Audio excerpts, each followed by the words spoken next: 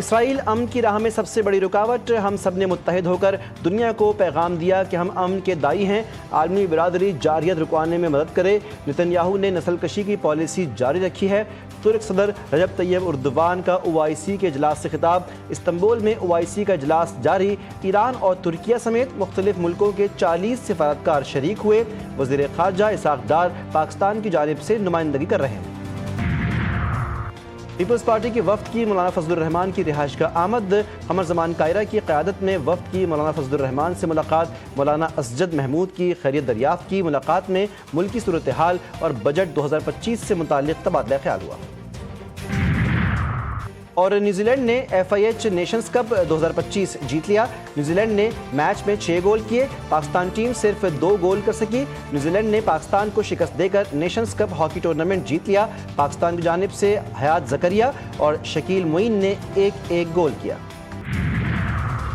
OIC وزرائے خارجہ کے اجلاس کے موقع پر نائب وزیر اعظم اسحاق ڈار اور فیلڈ مارشل عاصم منیر کی ترک صدر سے ملاقات، پاک ترک تعلقات اور قیادت کی ایران پر اسرائیلی حملوں کی شدید مذمت، ایران کی خود مختاری اور دفاع کے حق کی حمایت کا اعادہ، کشیدگی کم کرنے کی سفارتی کوششیں جاری رکھنے پر اتفاق، عالمی برادری سے فوری جنگ بندی کا مطالبہ کیا گیا۔ روس کی ایران کے جوہری پروگرام کی حمایت، صدر پیوٹن نے کہا ایران کو سویلین جوہری پروگرام کا حق حاصل ہے، دو ٹوک موقف اختیار کیا۔ روس ایران کو پرامن جوہری توانائی کی ترقی میں ضروری مدد فراہم کرنے کے لیے تیار ہے، جو پہلے بھی کر چکے ہیں۔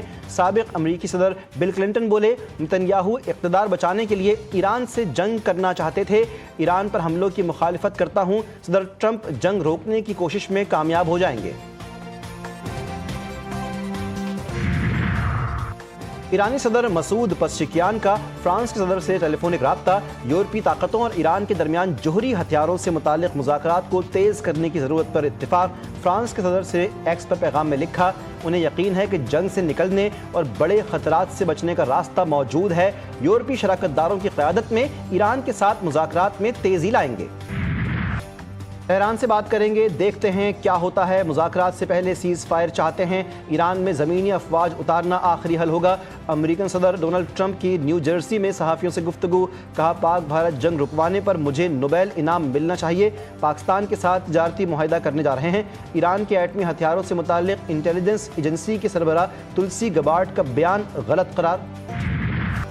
حکومت پاکستان نے صدر ڈونلڈ ٹرمپ کو نوبیل انعام 2026 دینے کی سفارش کر دی۔ حکومت پاکستان نے کہا ٹرمپ کی مداخلت سے خطے میں جنگ ٹل گئی، ورنہ تنازع سے خطے میں تباہ کن نتائج ہوتے۔ صدر ٹرمپ کو فیصلہ کن سفارتی مداخلت اور کلیدی قیادت کے اعتراف میں نوبیل انعام ملنا چاہیے۔ عالمی برادری نے بھارت کی بلا اشتعال جارحیت دیکھی، جو علاقائی سالمیت کی سنگین خلاف ورزی تھی، دفاع کا حق استعمال کرتے ہوئے آپریشن بنیان مرصوص کیا۔ مسئلہ کشمیر کے حل میں صدر ٹرمپ کی مخلصانہ پیشکش بھی قابل تعریف ہے۔ امید ہے صدر ٹرمپ علاقائی اور عالمی استحکام کے لیے کوششیں جاری رکھیں گے۔ مشرق وسطیٰ کے بحران بشمول غزہ میں انسانی المیہ اور ایران میں بگڑتی کشیدگی میں ٹرمپ اپنا کردار ادا کریں گے۔ مارچ میں واضح طور پر کہا تھا کہ ایران جوہری ہتھیار نہیں بنا رہا۔ امریکن انٹیلیجنس ایجنسی کی سربراہ تلسی گبارڈ کا بیان سامنے آ گیا، کہا فرق یہ ہے کہ ایران جوہری ہتھیار ایک ہفتے میں بنا سکتا ہے اگر وہ ایسا کرنا چاہے۔ میرا اور صدر ٹرمپ کا ایک ہی موقف ہے کہ ایران جوہری ہتھیار حاصل نہیں کر سکتا۔ ٹرمپ نے تلسی گبارڈ کی ایران کے حوالے سے رپورٹ کو غلط قرار دیا تھا۔ ایران کی اقوام متحدہ کے سلامتی کونسل میں IAEA کے سربراہ کے خلاف شکایت خط میں موقف اختیار کیا گیا کہ رافائل گروسی نے پیشہ ورانہ ذمہ داریوں سے انحراف کیا۔ رافائل گروسی نے ایران کی جوہری تنصیبات کو نشانہ بنانے کی مذمت نہیں کی۔ گروسی کی خاموشی اسرائیلی حملوں کی حمایت سمجھی جائے گی۔ پاکستان میں 2.5-3 سال سے ہائیبرڈ حکومت چل رہی ہے۔ پاکستان کا ہائیبرڈ نظام بہترین کام کر رہا ہے، جس میں فوجی اور سویلین قیادت مل کر اقتدار میں شریک ہیں۔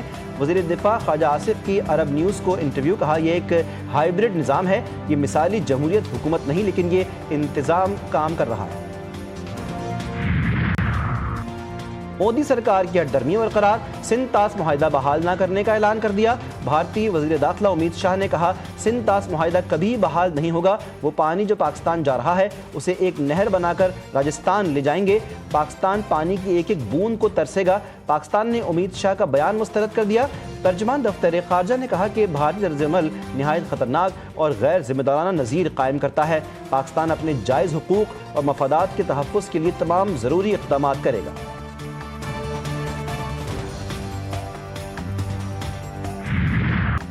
شہید بے نظیر بھٹو کی 72ویں سالگرہ، جمہوریت کے علمبردار عوام کی آواز اور پاکستان کی پہلی خاتون وزیر اعظم آج بھی قوم کے دلوں میں زندہ ہیں۔ صدر مملکت آصف زرداری نے عظیم قربانیوں اور خدمات پر خراج عقیدت پیش کرتے ہوئے کہا شہید بی بی نے آمریت کے خلاف جرأت سے مزاحمت کی، جمہوریت، خواتین کے حقوق اور آئین کی بالادستی کے لیے بھرپور جدوجہد کی۔ ان کی قیادت قوم کے لیے مشعل راہ ہے۔ بلاول بھٹو نے کہا کہ شہید محترمہ بے نظیر بھٹو پاکستانی عوام کے لیے ہمیشہ کے لیے حوصلے، جمہوریت اور امید کی علامت ہے۔